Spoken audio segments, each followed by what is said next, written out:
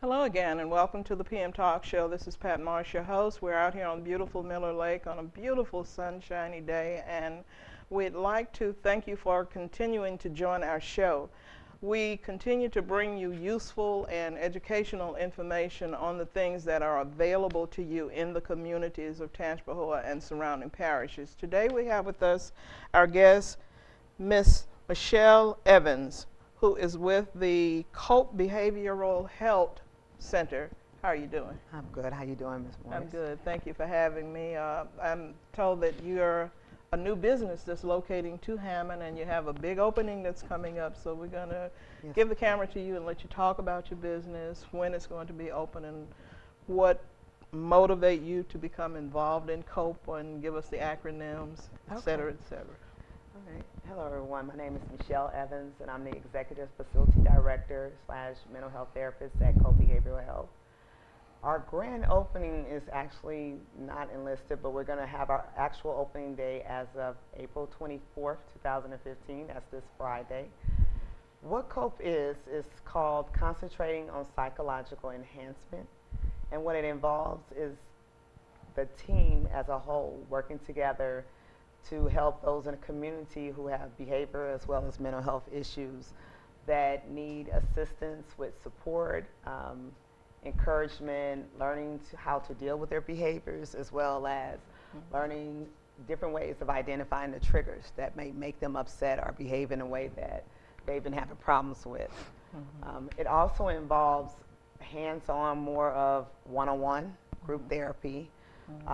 It deals more with learning different ways to understand what is actually ticking.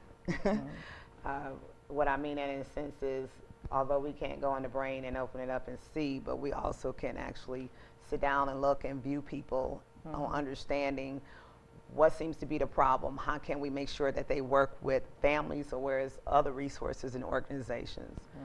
We have many services that we do offer.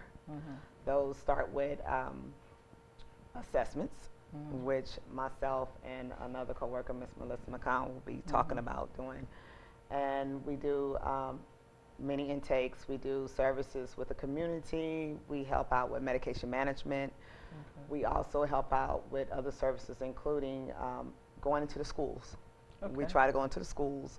We go into the homes. We've even had it to where we go into the doctor's offices with the clients. And although we work with a lot of adults, we work primarily with children. And what we're trying to do is try to keep them out of the system of going into the jails.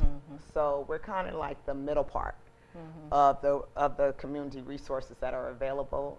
With us being new, we do have a home base, and that's in the Baker, Louisiana area.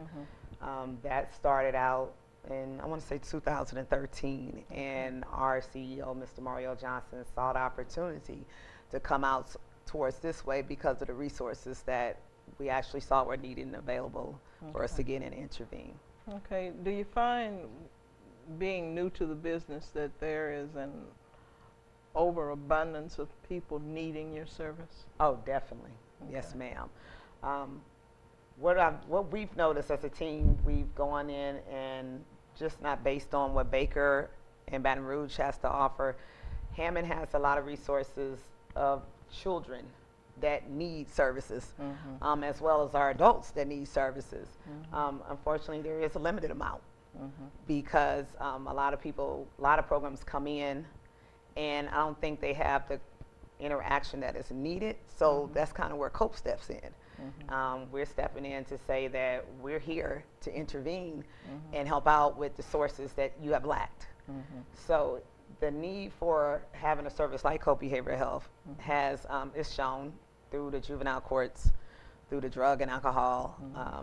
We attend court dates as well, just to see how can we step in and be that part, like I said, from them jumping in and going straight to jail or juvenile. We want to be that part in the middle that says, let's try to stop and intervene before they actually move on and do something else. Do you find that that works better, or how? Oh, definitely. Okay. I can't make a promise on it, but I know with the sources that we have available, because we have mental health therapists and mental health specialists who actually go out in the community, and they do a lot of one-on-one therapy sessions. And they also make sure that they intervene also at the office.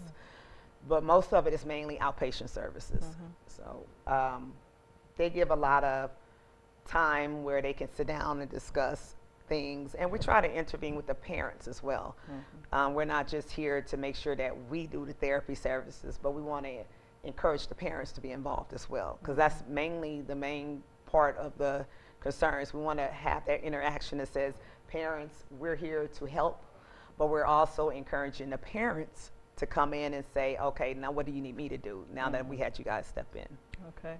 When you look at what you're doing now, what are some of the most profound behaviors that you found so far? For children, more of disobedience. Okay. A lot of kids, unfortunately, have a lot of diagnoses of ADHD, ODD. A lot of it is more just behavioral of, I don't want to do what you tell me to do. I'm going to do what I want to do. My interactions with my parents are going to be different than I interact with you as a therapist. A lot of them have trouble with focusing. A lot of them have things that involve personal events that may have happened to them in the past.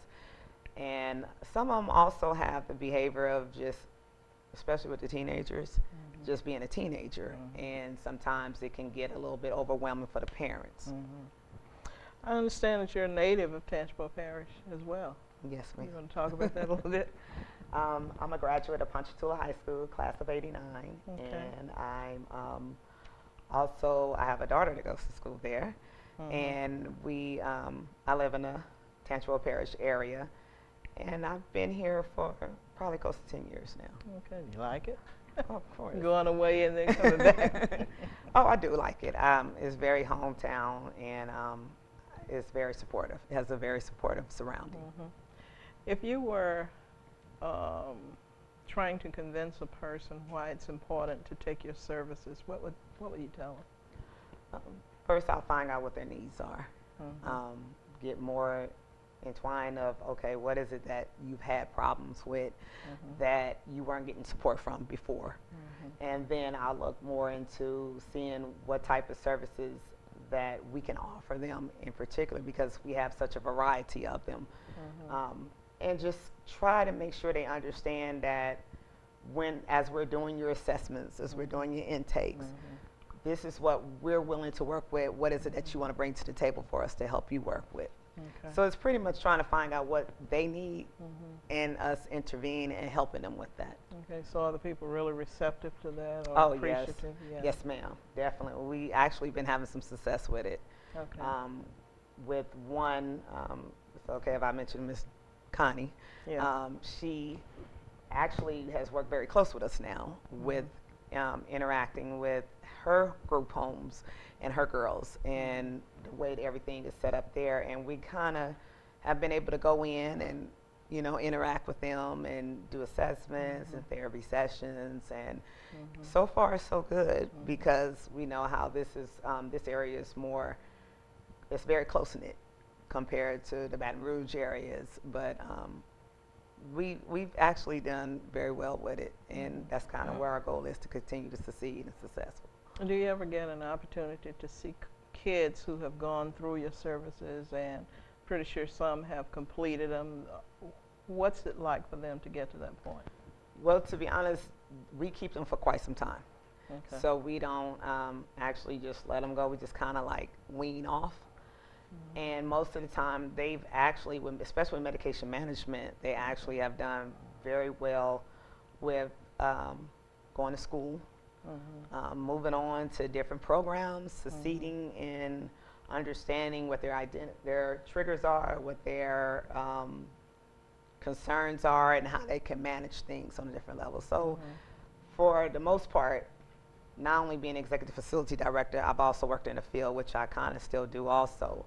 I've gotten a chance to interact and see that anger management is there, but is actually able to calm down, and it helps the parents to identify with that, and they actually have enjoyed having that interaction and having that time to be able to see, okay, this is not something that's going to be steady this is something that we can actually slow down and control. So, Okay. but they've done very well. I give them credit Okay. for that.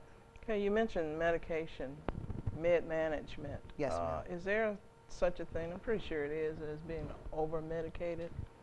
I'm pretty sure it is, and Okay. that's why we have the nurse practitioner who will come in and she can evaluate and assess the medications. And also with our therapists, they can go out also and see, because sometimes medications may need adjustments. And they may be able to see for themselves based on what they hear from the parents, the teachers, anyone they interact with, just how their behaviors may have been at a steady level, and then they probably could actually just go up or down. Okay. When you talk about COPE management, give again, please, what that acronym means. Concentrating on psychological enhancements. It's mainly focused on, I wish I had a big picture for you, on the brain. It deals more with identifying the psychological aspects of pretty much what makes the brain tick almost. Okay. What is triggering the brain to act the way that it acts?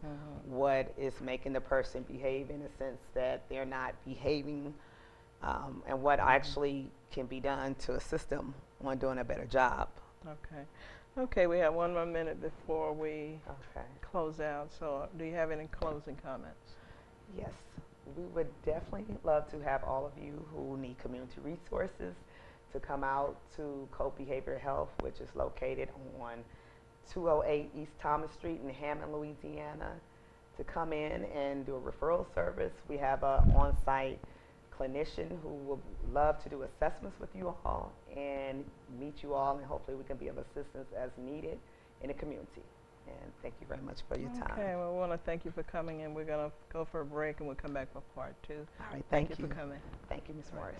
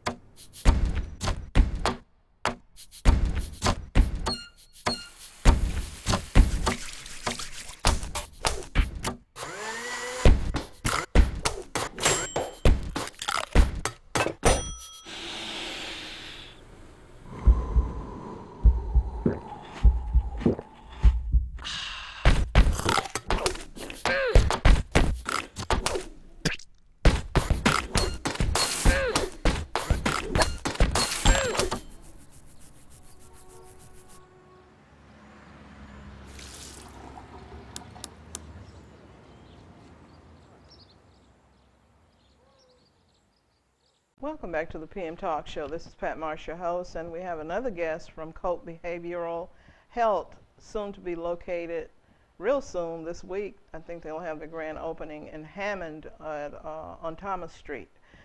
We have with us Ms. Melissa McCowan. How are you doing? I'm doing great. Great, How are you? great. And she's the clinical director for the Hammond office of COPE. You're not from the area, right? I'm not. July will be 2 years since I moved here from Greensburg, Pennsylvania, so Okay. way up north. But Yeah. I came down here to visit and I just loved it. And I love the Okay. North Shore. I've kind of been around to New Orleans and Baton Rouge and they're fine, but I love it up here in the Hammond, Yeah. Ponchatoula area. Yeah, well, we're glad to have you and glad to know that you're with COPE. Tell me a little bit about your job and what it entails. Sure. So as the clinical director, I am a licensed professional counselor and the lead clinician for the Hammond office. So what that involves is anytime we've got a child or an adult who's coming in for services, I'm doing the assessment with them along with Michelle, who you spoke with earlier. I'm completing the authorization request to get the insurance to cover their services. Setting their treatment plan goals with them, and ensuring that they're assigned to a mental health professional who's going to work directly with them and go out into the community and the home and the school and provide the necessary services. But in Okay. addition, I also provide some ongoing counseling sessions to the participants as well. Okay. Does Medicaid pay for any of this? That is who we go through at the moment is Okay. Medicaid. All 5 of the Bayou Health plans are participating through Magellan, which covers the behavioral health portion of the Medicaid services. And we're looking into expanding and being able to accept additional insurances right now. But right now, anybody with Medicaid, we can do an assessment, and if they meet the criteria of having, you know, a real need in terms of behavioral or mental health in their lives that's affecting whether it's homework, school, relationships, community, we can get their assessment done, get their paperwork into Medicaid, and get them the supports they need. What about Medicare for adults or for seniors that may need your services? I believe that's something that we're looking into right now, is how we can add on with Medicare. Now, if somebody does have Medicaid and Medicare, we can still get them in through their Medicaid portion, but the Medicare is something separate. If an older adult is in need of our services and all they have is Medicare, right now we're not able to take them, but we're working on correcting that. Okay, and it is a possibility depending on what the guidelines are, right?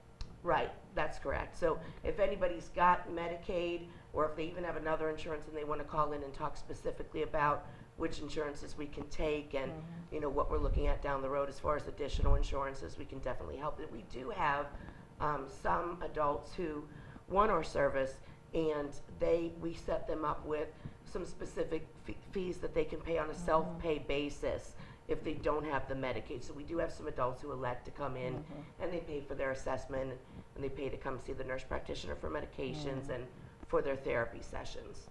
Is your service able to go into the penal institutions? I noticed Florida parishes was mentioned earlier, but say in some of the jails with older adults that may be experiencing the same types of problems that kids are experiencing now.